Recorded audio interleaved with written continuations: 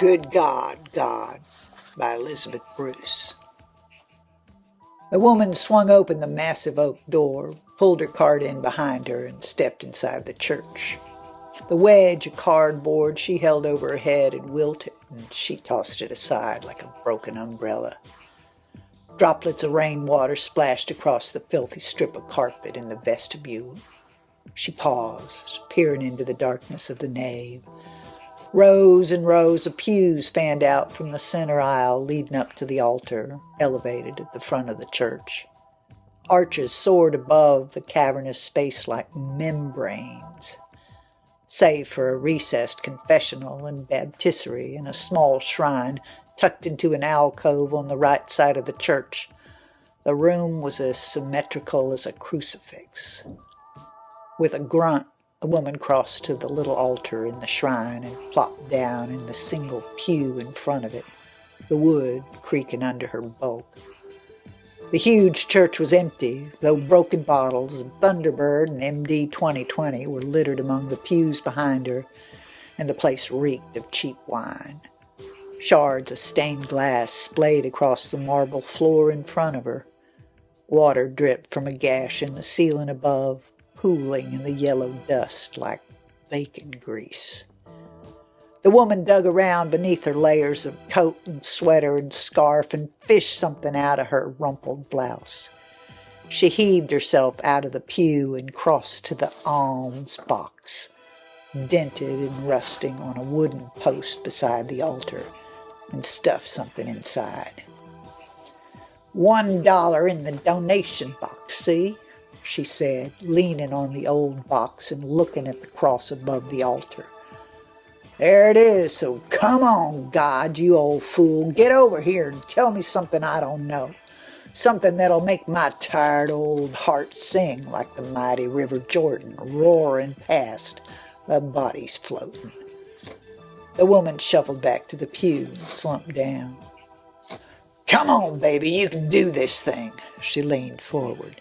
You can get your ass over here and signify till the crows come home and make some kind of sense out of this pile of crap you call your kingdom come. She leaned back and stretched one arm across the ridge of the pew. I want to hear what it all means, boss. What the fuck were you thinking when you stirred up this whole piss pot of sorry-ass know-nothings you call the human race? I mean, golly. What could go wrong, right?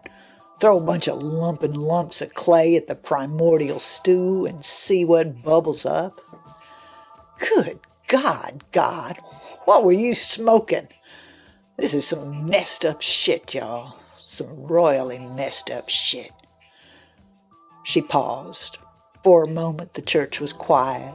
Then a pair of pigeons, nestled in the beams arched overhead, fluttered across the sanctuary and began to peck at something on the main altar at the head of the church. She watched. The coos of the pigeons echoed across the empty space. The woman grabbed the side of the pew with both hands, heaved herself up, and, with a groan, left the alcove and trudged past the rows of pews and up the 3 steps to the chancel surrounding the altar. She shooed away the pigeons and began wolfing down the fragments of communion wafers scattered across the altar. Outside came the pop, pop, pop, pop of automatic gunfire. Then silence.